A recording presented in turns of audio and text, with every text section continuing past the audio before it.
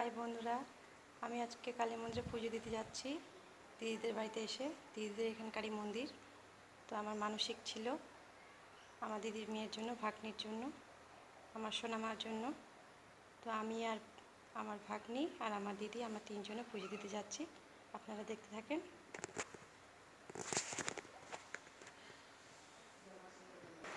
এই যে আমার সোনামা রেডি, এই যে আমার দিদিও রেডি। এখন যাবো পুজো দিতে। তো চলো যাওয়া যাক পুজো দিতে। শোনো, হাই করে দাও, টাটা, পুজো দিয়ে বাই এসে আবার দেখা বাই। হচ্ছে তোমাদের সঙ্গে। যাচ্ছি এখন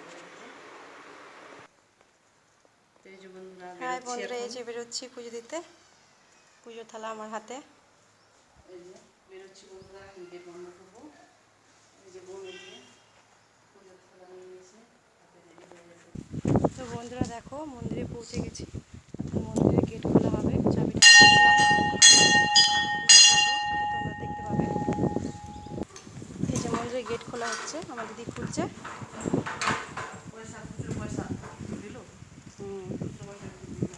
10 টাকায় আছে।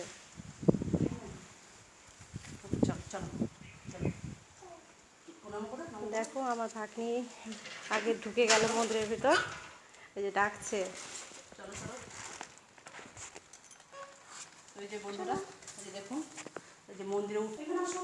এই যে এখানে পুজো হয়, এটা হচ্ছে কালী মন্দিরের থান। তো কালী ঠাকুর ভাসিয়ে দেওয়া হয়েছে। পুজোর পরে ভাসিয়ে দেওয়া হয়, বিসর্জন দেওয়া হয়। তো এখানে পুজো করবো। মন্দিরের চারপাশটা দেখো। ওই যে দেখুন, চার সাইডের মন্দিরটা তোমাদের ঘুরে ঘুরে দেখাচ্ছি।